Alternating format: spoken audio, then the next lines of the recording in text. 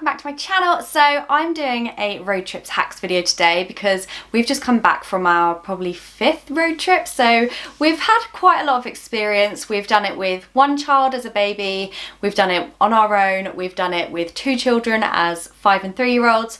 And yeah, I just feel like we've got quite a few tips that we've gained over the years where we've done our road trips, and I hope that this is informative for you. As you may have seen, we've just come back literally from California where we did a 2.5-week road trip with our 2 children.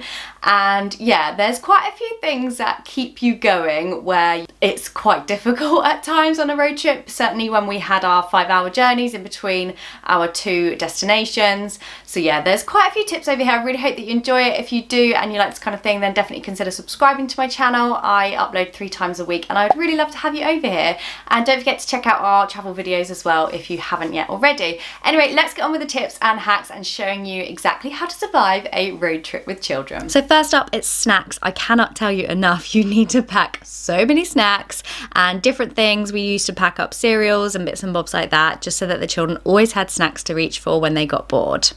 Next is to try and time your journey times around naps so that the main bulk of your time in the car is either at their nap time or when they're most quiet. That just helps them get less bored. Next, you want to be getting your playlist together. Think Disney, think fun songs that you can sing along to and embarrass your children with your terrible singing like this.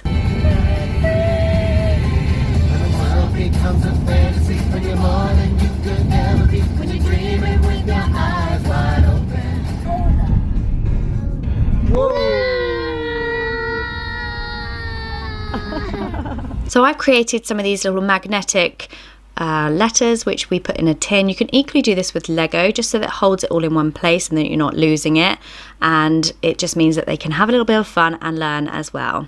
Next, I make these little activity bags up for the children. So I've done a couple of videos, I can link them down below for you, but I just gather some inexpensive things from Home Bargains and pop them into a bag, and then the children can just have those in easy reach each time they want to make something or do something.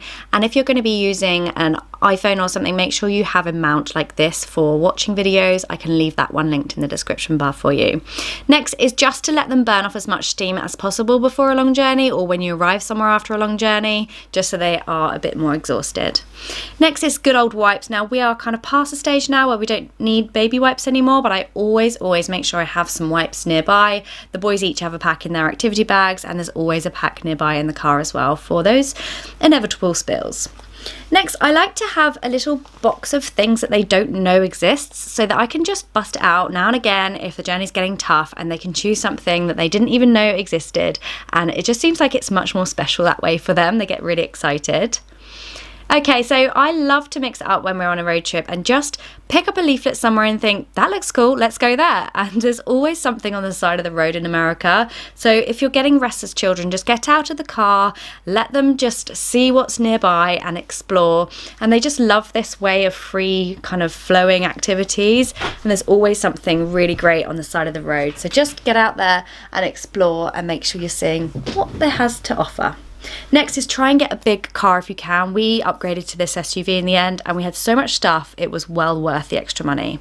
Now these I didn't bring with us because they're quite bulky for an airplane journey, but these are great for putting in between car seats. You can put their drinks in there, any food or activity things. You can also make up little snack caddies from crafting box sets, and just so they can kind of like pick and choose and have that as their own little thing throughout the journey. It's great to bring home comforts for them. So a pillow is great for comfort as well as reminding them of home, and it just means that they can get a little bit more comfortable during those long journeys.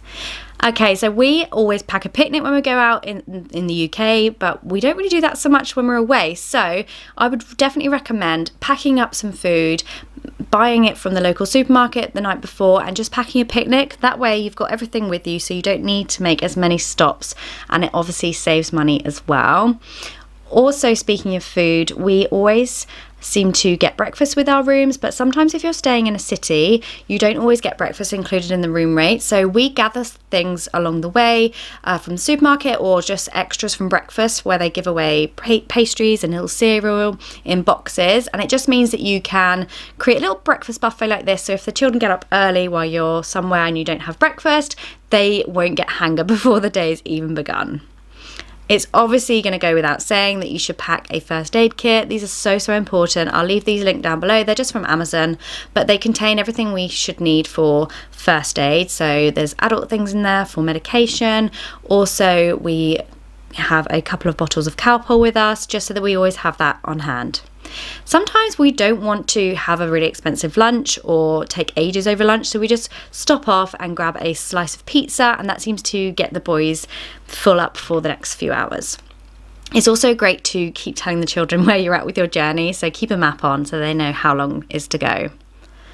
We love Denny's and IHOP, and we love to fill up on these. If we've got a long journey ahead, we just go for a Denny's and we just get as much food in the children as possible. You can also take away things as well, and Stuart always makes sure he tops up on coffee, and it just means that you can be fuller for longer during your journey, and the children love all these different syrups when they're allowed them.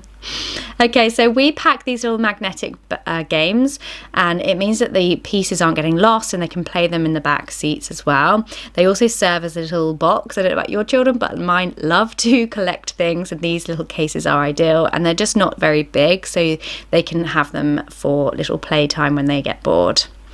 Finally, we collect things from the restaurant. So these were amazing. They were from this restaurant that we love, and it just means that there's new toys to play with when they get bored of what they've already got. So there we go. I hope that they were fun and that helped you get some ideas if you're also looking for this. I also have a travel Q&A coming up and lots of other travel content because we're heading to Canada very soon on another road trip. So definitely consider subscribing if you like that kind of thing. I hope this helps anyone that's looking to do it, and don't forget to watch the travel Q&A because for me, I just love to travel, and I love to inspire other people to travel because I feel like it's so easy, but it feels like it's so difficult. So yeah, definitely consider that, and I will see you all very soon. Thanks for watching. Bye.